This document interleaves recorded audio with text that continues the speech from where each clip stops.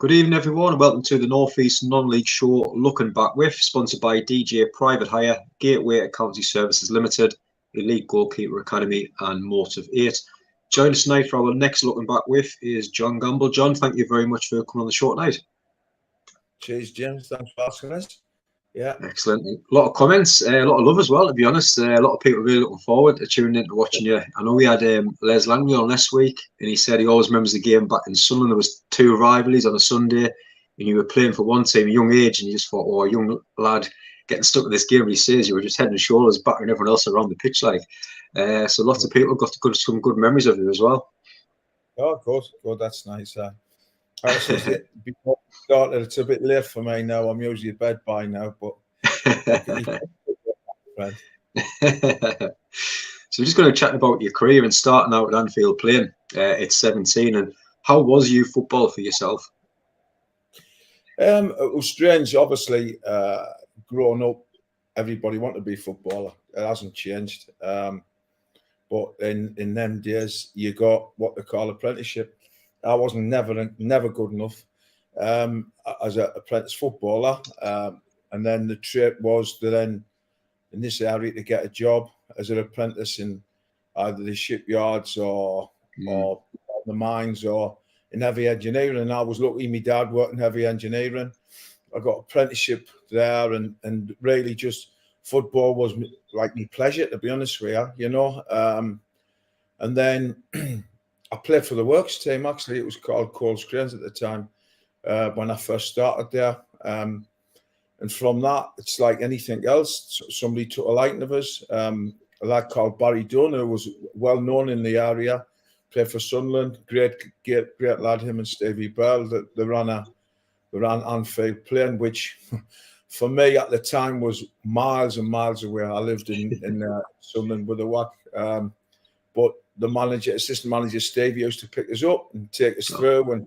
And that's when I started, So I didn't play a lot of youth team football. I was quite lucky. I broke into senior football at an early age, which I think set us on my way, James, Yeah, no, 100%. Like you say, moving to see Red Star again at a young age. And I can imagine then as well, there was lots of characters both in the changing rooms and on the pitch at both them clubs so far. But it must have been a good test for young players and a lot of kind of challenges by the players in them changing rooms to see what you made about as well. I think just going back to Anfield playing, I walked the changing room and I was only just turned 17 and the team had lads who had won the FA Vars for Wickham the years before, so like the experience of them lads was unbelievable for a lad like me. It was a great learning curve and, I pursued, obviously that was the first time somebody ever offered us money to play as well, which wasn't, I always remember, I think it was 12 quid. Not bad, listen, what wasn't bad at the time. And I was, and in them days you played Saturday and then you played again on a Sunday. And then that was the trend over the weekend for you. A little bit training and then playing on the weekend. And then same Red Star, but like in the Northern League, guy called Larry Phillips and Chris Copeland were on it at the time. And they came in for us. And again, I thought, it's probably the highest standard. And I went and played for same Red Star, which was again another great grounding because again I was still just a young lad. Met some great lads there, a lad called Keithy Robbo, centre forward, who was fantastic, massive experience. Played in FA Vars for Wickham. Kenny Mitchell, he played for Newcastle. So all this was like a learning curve for me, and I'll use that word all the way through my career, just learning off these lads. Again, I seemed as though I was developing as I was getting a little bit older, Yeah, I mean, like you say, catching the eye of Huddersfield must be doing something right. And they came in and you win in the Pontons Reserve League there and the time that you had. How did you enjoy your spell and how did that all come around as well? Yeah, that was it was quite as a scout came and watched us. I couldn't drive. I was still apprentice mechanical fitter at Coles. I went on trial. They paid for a train for me to go down. I always remember I could cry when I think about it. My mum packed me suitcase, so the assistant manager picked us up at the train station, Huddersfield, and then he walked us straight in the first time changing room with my suitcase. Like, oh dear God, all the first lads were there. So a lad called. I always remember he was he played for Liverpool in the European Cup. Joey Jones was the captain there, and I ended up sitting beside him and opened my suitcase because I thought I'll have to get, not realising that you get your training gear when you get there, So I was a little bit naive. I got ribbed for that. But after that, listen, you get put in digs. You then join in with the train sessions. And now the one thing I always add in is that I wouldn't let it affect us. You know what I mean? So. Yeah. The manager at the time was a lad called Mick Buxton, who went on to manage Sunderland. But he was a Sunderland lad. He was a riot lad. I didn't realise that at the time. So he took a liking to me because obviously, Yeah. But then I couldn't break into the first team. We had a real good, strong reserve team. We won the Pontons League, but that wasn't where I wanted to be, to be honest with you. It came to the end of the season that offered us something that wasn't good enough, and I decided just to come back to the northeast, and pursue again me trade, which was mechanical fitter. And then I went back to St. Red Star. I showed a bit lightly, but at that time, the big club was Newcastle Blue Star. Like all the lads who's probably listening to this, they'll remember that there were like the big money payers and things like that. A lad called Colin Richardson run the team. He had a great reputation as a manager. The players were fantastic in the non-league area who played for them. And at the time, I was dead lucky that, again, Colin really liked us. I got offers from pro clubs. Hartlepool offered us a 2-year contract, but was that the pull to go to Newcastle Blue Star was that strong that I decided to take that option. At the time in the Northern League, they had to pay for you as well, so it wasn't as easy as getting away from a Northern League club. You had to be bought. And they bought us for $2,000, which was a lot of money at the time. So was there pressure on us? Well, I didn't really think so. But when I went in, I went into their changing room, and in their changing room, that there was big characters. I've got to swear. They all had their own place in the changing room where they sat. And I always remember a lad, great mate of mine, Kevin Wolfe. He was like the same age as me.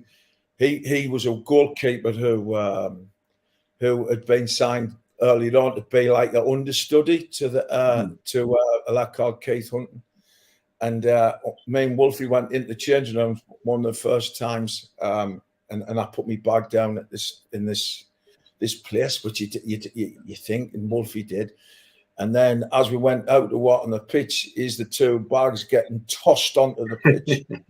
He's been in somebody's place, so that was the ground, and you thought, I'm in a place where obviously you have to stand up for yourself, but obviously the lads had their own domain in that changing room. But the club itself was at the Wheatsheaf ground near the airport.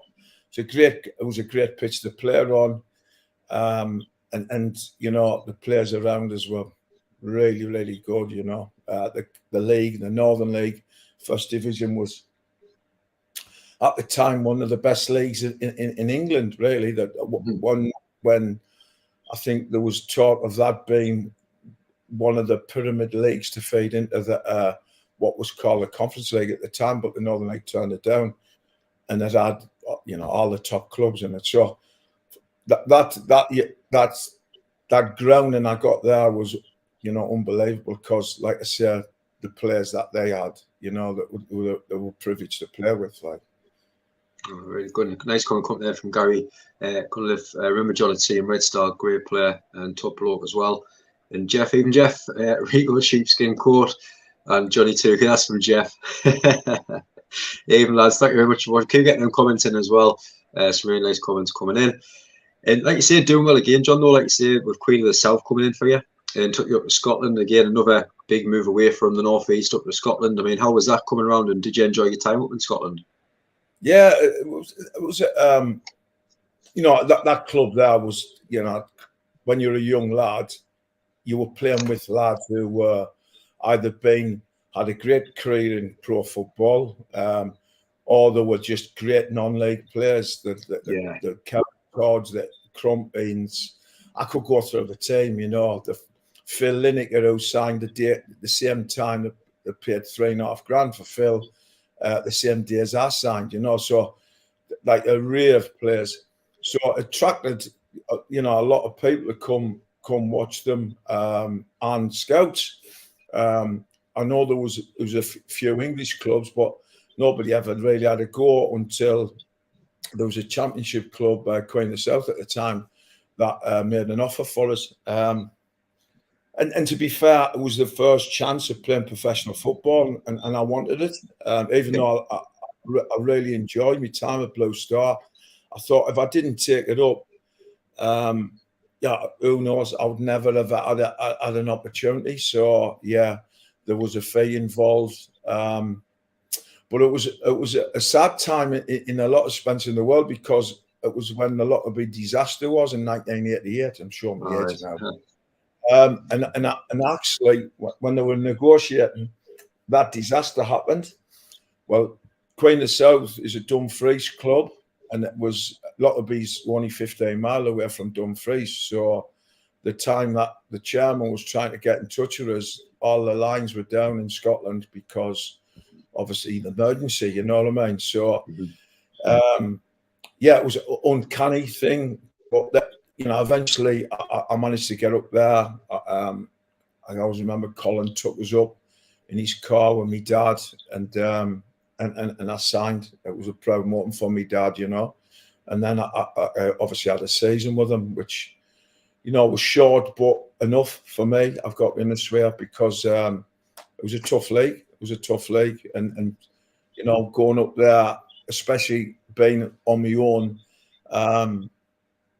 it was a little bit lonely at times when travelling back and things like that. But the experience I'll never forget. You played at some of the top grounds in Scotland, and I was lucky enough to play there even against the top teams in Scotland. So, I do fondly remember that.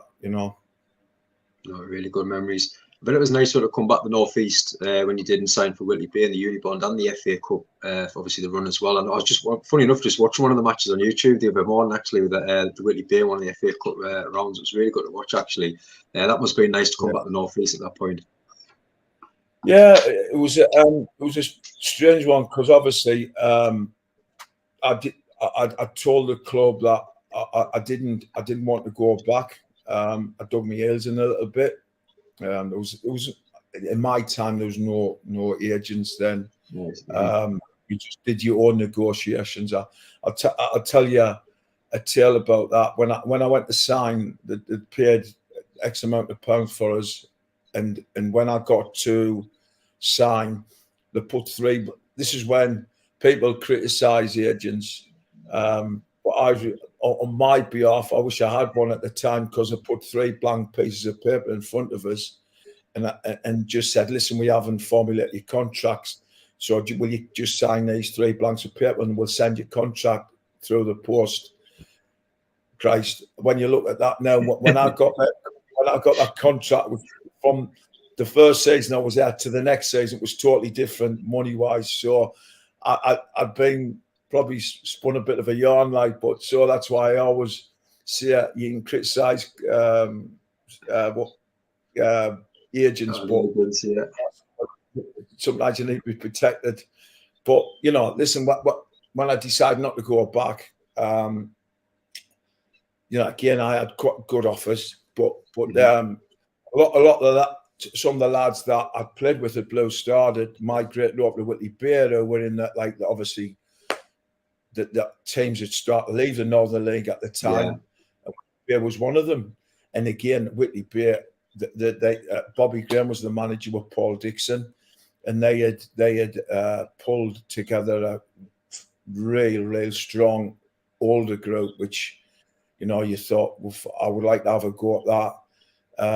So yeah, I signed for them, and it was enjoyable again, you know. And we had a remarkable run in the FA Cup where we got the third round proper. But that one of the main highlights was that we played Preston North End at home, and it was a feature game on Match of the Day, the second round, which we beat. That must have been how I watched that play, I think, yeah. Yeah. Me pal Kevin Todd, I think, scored 2 in that game. It was a phenomenal game. Just looking back, the third round, everybody wants all the big clubs, and unfortunately, I'm saying unfortunately, we drew Rochdale in the third round away, and Bobby Graham was quoted by saying, "Oh, we've been given a Mickey Mouse club." Oh, dear me! When we played them, quite a few of the supporters were wearing Mickey Mouse hats and things like that with the E's and all that. Oh, they ribbed them up, you know, and we lost 1-0. But it was great memories. Listen, it was a good club. Still is a good club. Look, you know, I really enjoyed my time there. And then again, you know, I look somewhere else, you know. Yeah, I mean, that was Bishop Auckland. I mean, like, how it was so strong, the North East, like you say, at this time, with how many teams and good players, managers as well. You go to Bishop Auckland, another fantastic team. Did you enjoy your time there? And who was kind of the standout players and characters at that time? Yeah, well, Bishop's had Harry Dunn as the manager, who's, you know, renowned in the North East. He's a great bloke. Harry was a really good player in his time, but then, you know, he made a reputation of being a good manager, getting players. Again, came in for us, sportivers. Bishop's always had a great reputation. It's a club that I would, you know, I played against, and that, you know, when they win the Northern League, and I just thought I would like to have a go at that. Mm-hmm. So I joined. Players around us, a lad called Davy Lobb. Harry had a knack of getting lads from North Yorkshire as well, you know. So we had some good players. Kevin Todd came as well. So, you know, it was in the North East Premier League. You know, the league was really strong, and it was a really good club to play for. Still, you know, I'm over the moon that, you know, looking at them now.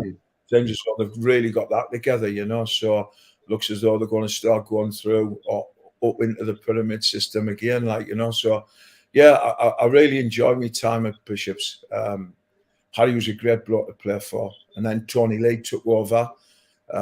Another real good lad, nice fella. You know, and again, like I say, real fond memories of Bishop's. Yeah, really good. I mean, then you came a year at Fleetwood, but then returned back to the North East, and you kind of moved to these clubs, then come back. Was it the pull just coming back to the North East, being around the characters, players, or what was the pull to come back? Fleet was a strange one, because when I was Bishop's, I was captain, right, and they came in for us, and again, you know, listen, financially it was good, so I took the opportunity to go there. Travelling was brutal at times, because it's obviously Blackpool. Yeah. But the club was good. But you go out the area and you meet a lot of lads who's from the Liverpool area and things like that. It was good team spirit. Had some good nights out as well in Blackpool, so that was a bonus. But you know, listen, you know, I was, you know, a family here. The travelling was a lot. You know, it wasn't just on the weekends. It was training, and then during the week games. To sustain that was tough. So I was lucky again. Harry Dunn had become Blyth manager when he'd left Bishop's, and Harry come back in for us. And I thought, like, again, fantastic non-league club, fantastic Northeast club. And when he rang us, I jumped at the chance to go to Blyth, and never regretted that, because it was a fantastic club to play for. Reputation-wise, just a fan base, the passion for the club. Yeah, it was probably the club that I spent most time with, James, looking back. And rightly so, because they looked after me, and I think I did all right for them, Yeah, really good. And Josh just mentioned there, like you say, Harry Dunn and Tony Lee, both North East non-league legends, 100%. Yeah, and Ian's just asking him as well. John, have you ever heard of an old Gateshead FC player, Stephen Holbrook, back in the days? Stephen Holbrook. I haven't. No, I have no. Might be before my time. I might be doing a disservice, but it might be before my time. I mean, listen, like I said, Blyth, they'd left the Northern League. It was a shame, because the Northern League, when I went in it, was it had all them teams, Spenny Mill, Blyth, all them. Listen, that in them days, you weren't. No, you're forced to leave the league because of the system, James. But in them days, you actually left the league because you had financial clout to do that, and clubs thought it was like a great opportunity to try and get up the ladder. And Blyth did, and we were successful. We won the league, won cups. Just couldn't get into the Conference League at the time. We had a good go, and I think the biggest memories was our cup runs. Again, I was lucky to be involved in, I think it was 2 or 3 good cup runs. It was well promoted, and great memories. I've got to be honest with you. I think when I look back, the greatest memories is your teammates, and especially in that type of environment where you spend a lot of time with them, like the lads is doing it now, who's playing in them leagues where you're on buses, you work, and you're getting back in the house at 3 and 3 o'clock and things like that. It's a tough ask for players and staff, but that's what you do it for. You do it to try and play at the highest level. Yeah, no, that's it. I mean, like you say, with the Blyth Spartans situation, when we said you were coming on, I think that's where we got all the comments about your time, and obviously the love for yourself as well from the Blyth fans was really good. Like you said, you finished playing at the high level there, captain the team, manager team. I mean, how did the management side come around? Did you enjoy that spell? Yeah, I was like captain for a few years there, and I was like, managers came and went. When Harry went, we had Pete Harrison, another great lad. Then Peter went, then John Burridge took over.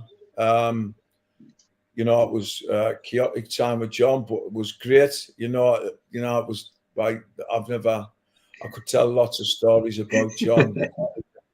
I mean, people who know him from his Newcastle days, but his Blyth days were crazy. But he knew his stuff. I've got to say, people look at him, but he again, I've got fond memories of John. And then when John went, they offered me the job. I was slightly reluctant, but I knew I was coming to me. The best had gone. I've got to be honest with you. So I just took the chance of doing it. I did it for a year and a half. First year was okay. Where I brought in a lot of young lads. Second year was a struggle. Where I probably must have run over about 10 black cats, because in five consecutive games, I don't think this record will ever be broken.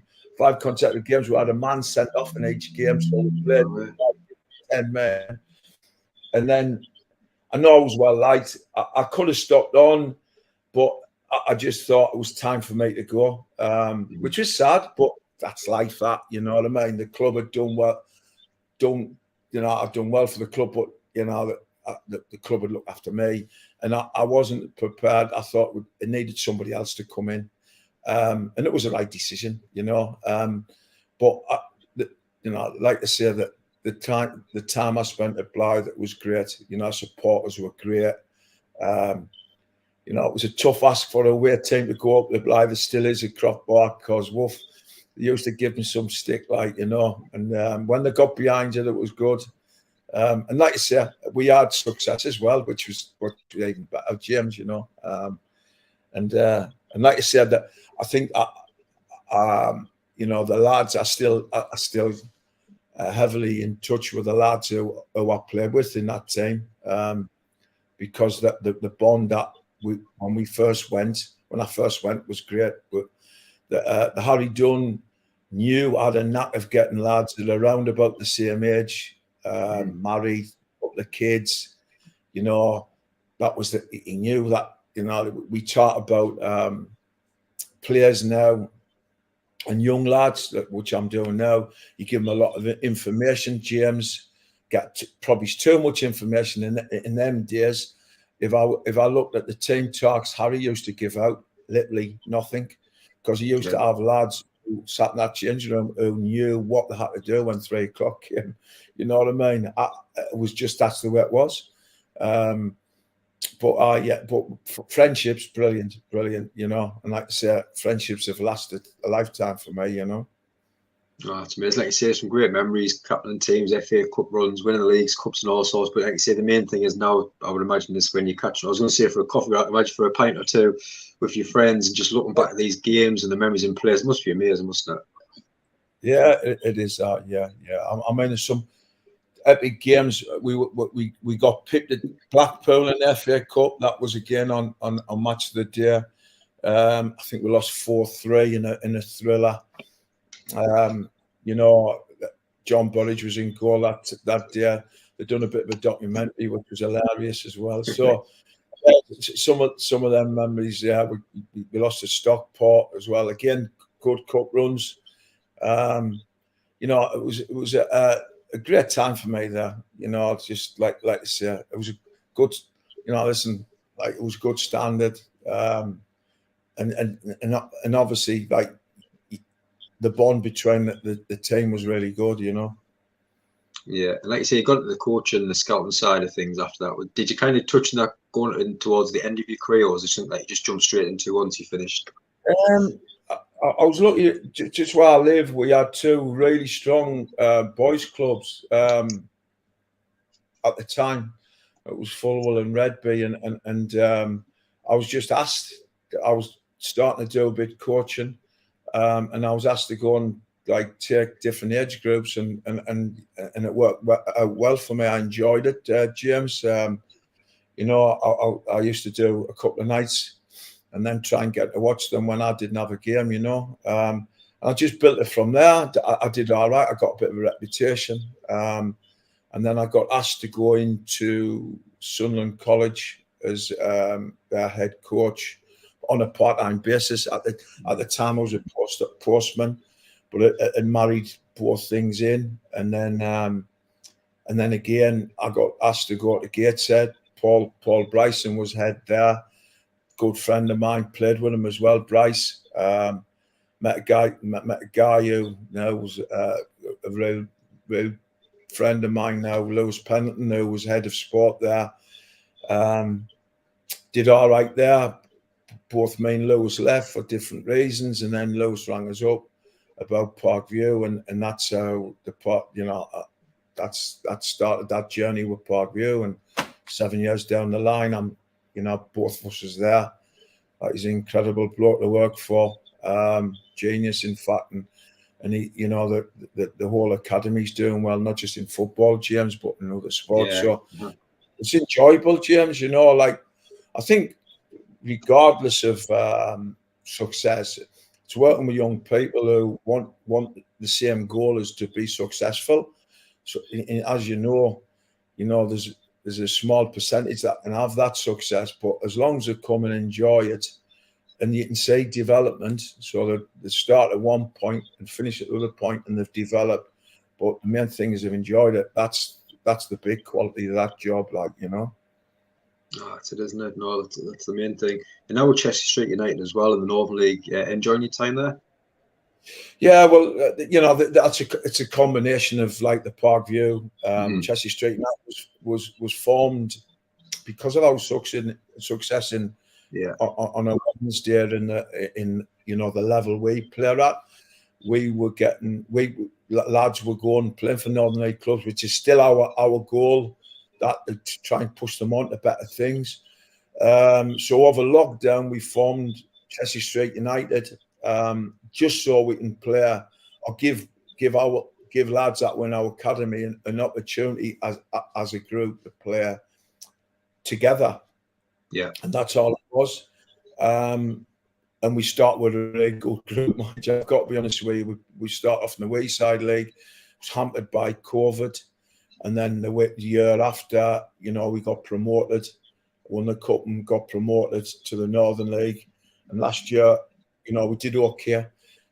This year we struggle a bit, but we are very young. I do think we're starting to look okay again. So, and it's just about maintaining state.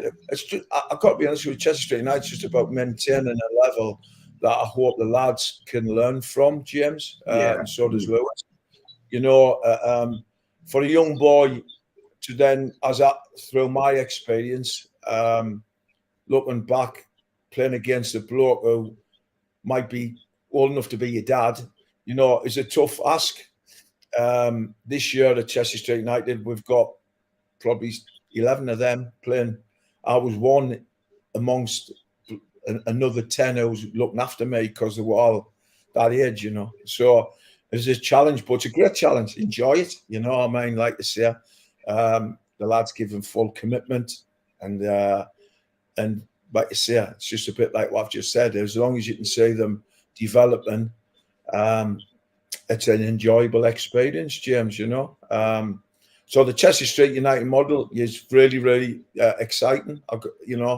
And who knows? Yeah, played some great football. I mean, luckily I was around the hub obviously last season, seen a few games, and it just got better and better every game. I came out to watch some football. It was absolutely brilliant at times. Yeah, it's I would say it does help when you play at places like West End's got a great 3G. It encourages that. I think the biggest challenge for us is that that's where we train on that stuff. We generally academy games. Then when you go into Northern League where you play on grass pitches, and I've got to say that the weather has been a disaster this year. It's very difficult for these big clubs to get a game on. Even us, for heavy pitches, becomes a little bit of a tussle. But listen, that's life. That they have to learn. They're going to, when they get older, regardless of what level they're going to play, that they have to get used to playing on pitches like that. And so they have to learn at 16 and 17, which is, again, a tough ask. But as long as they give you everything, that's all I ask for. That's it. Nathan, Jason, in Gamble we trust. Chester Street United top club. Evening, Jason. Thank you for watching as always. Great lad. And on to our final bit now. He's great, isn't he? Yeah. Fantastic. Oh well, Jason's a fantastic bloke. I think he's renowned now in the Northern League changing rooms to leave them as good as the Japanese squad do in the World Cups and things like that. But he looks after the lads. These type of blokes are the be and end all of clubs. You need them. Got to say we blessed with that. So it's great, great fellow. Excellent. And on our final part, now, so quick fire round, which I absolutely love, and I can imagine there's some great answers coming up for this one as well. So 5 questions. Start with number 1. Who is the best manager that you worked under and why? I think if I was, I'll be doing people a disservice if I name one manager that I think I learned a lot of all of them. Some of them not here now, which is a dead sad Mario. But I've got to say, I enjoy my time, James. I know it's a bit cheesy, but I enjoy my time with all the managers. I've got to say there wasn't one where I could turn around and says I didn't like him. I thought I enjoyed playing with them all. The clubs that I was at, they give us, I was always quite well liked. So yeah, all of them give us something that I could take on board, and then hopefully give us the experience to be a manager myself. Exactly. Yeah, So that's it. Yeah. Number 2, the best teammate that you played with and why? The best teammate, again, I was blessed to play with a lot of good lads. But I always say the best one was a lad called Kevin Todd. The reason being, Kevin could have played in the pro game a lot longer than he did. I first met him at Blue Star. He was the star of the team. Great character, great lad. He had every attribute. One thing I would say about him, in the team that we played, he could play in every position, and not just all right. He's probably the best player in every position. He played up front. He played centre midfield. He played the back. When I played the back, he just had it. Like that I could name countless players, but Kevin, he's probably say his personal friend. He is. Yeah. But what I would say is I was blessed to think that I played at Blue Star with him. I played at Bishops with him. I played at Whitley with him. Finished my career a little bit at Durham when he was there. I was dead lucky that we both played similar clubs, and he had everything. He actually started. He started his career a bit like in the Northern League. Ended up in Newcastle. Ended up playing with Kevin Keegan, Terry McDermott, and that. So again, his pedigree was really good, but really grounded lad. I don't think there's a person that got a bad word for him. But what a player! What a player! Good player. And Jeff's changing question number 1 to make it a bit easy for you here. So Jeff's asking who had the better moustache, Harry Dunn or Colin Richardson? Definitely Harry Dunn. I mean, listen, if I, going back to that question, probably the most enjoyable team I played for was Harry's team. It's Blyth Spartans. That's a tough one to say, but Harry was a great bloke to play for. Proper good bloke. He knew the game inside out, and he had that. He did have the best tash. And number 3, who was the best opposition player that you played against who you just couldn't get the best of on the day? Oh yeah, I played against a lot though I couldn't get the best of. Yeah, the one I've got to say, not that I played in directly against them. That one player that was admired in my time was a lad called Paul Walker. Walks was yeah, we've had him on brilliant, yeah. Yeah, I know. He could dictate the game. Like he had a bit of everything. Or decision making on the ball. When we talk about decision making on the ball, setting and on. Again, he ended up playing for England semi-pros. But Walks again was a player you put in every team, So yeah, Walks.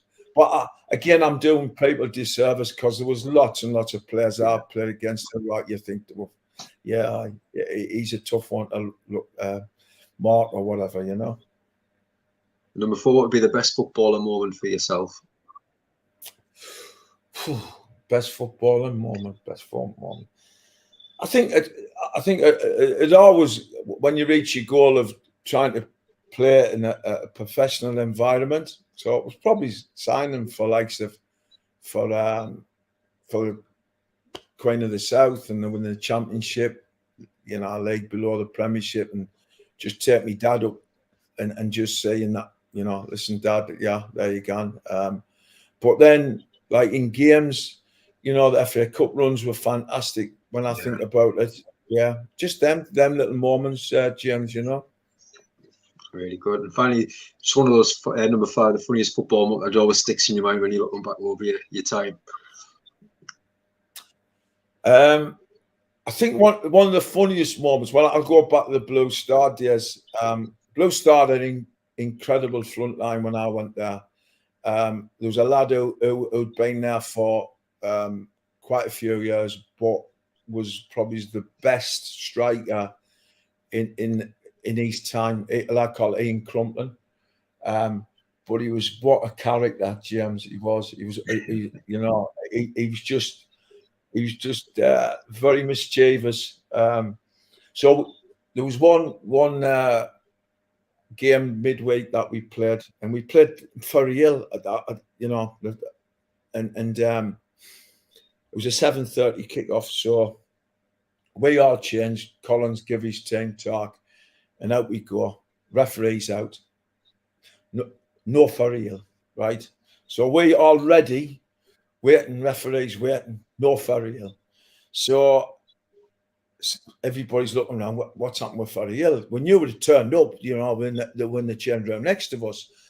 And Crumpy turned around to us and he says, they're not be coming out. I says, how's that? He says, well, I've locked them in the changing room. He locked them in the changing room. It was flipping hell on. Honestly, that to get the grounds, I don't know what he'd done with the key either. Couldn't find the key. So the kick-off was delayed. And Colin had a love-hate relationship with Ian. And he'd always tell you that. And, he went absolutely berserk with him. But like I say, that the characters that were in the game there, when I was there, there was always that tomfoolery about and that. But great lads. Brilliant. Just laughing there. Just put it there. Keep it clean, Gumbo. So amazing stories. I could tell you a lot of others, but I don't get trouble. No, some cracking stories. I mean, we obviously doing the charity game in a few weeks for Gaz Pearson, and some of the stories that even some of the players that's coming to play that's mentioned in the group, man, it's a laugh a minute, isn't it? The memories and stories are brilliant. Yeah, I think just to finish, like I keep saying that, I think football, you always want to be successful, without a doubt, but I do say it doesn't matter what you've got on your mantelpiece or whatever you do with your medals. I think your memories always, you always remember the funny side of when you played instead of the games. I've got to be honest with you, James, you know what I mean? The funny side is because you build up bonds with players that you've played with. And again, friendships as well, which I think in professional football is harder. In non-league football, it's not as hard, you know what I mean? Because there's that team spirit, but I've been blessed. When you asked us to come on, if I was there, cast me mind, but I've been blessed in what I've done. It hasn't been glittering, but what I'm trying to say is that I've thoroughly enjoyed every moment of it, and obviously I've still got an opportunity as a coach, a manager, a mentor, just to still be involved in it as well, which is, keeps you young. You know what I mean, James? 100%. No, obviously, honestly, John, some great memories and stories. I really appreciate your time for coming out tonight as well. No, I appreciate it, my friend. Thank you. Excellent. Some nice comments coming as well throughout the night. Really appreciate your support as always. And everyone that's been watching, massive thank you as always as well. If you haven't already, please hit that subscribe button as well, and please share this around as much as you can. Like I say, some great stories that we've been going through tonight. We are back tomorrow at 9:10. We've got the Wigan manager Lee Haldane coming on to speak about the massive game coming up the weekend, the FA Vars game. Really looking forward to that at the weekend. Massive game in the North East, so we're really looking forward to speaking to Lee tomorrow night to get his thoughts on the game. But again, everyone that's been watching, thank you so much. And John, I hope you enjoy the rest of your night. Straight to bed now? I think I will be, James, yeah. No, well, thank you for your time there. Well, my friend, this shows, you're doing a great job to highlight non-league football. There's a lot of hard work goes into non-league football, and it's great what you're doing, my friend. Excellent. No, thank you very much, John.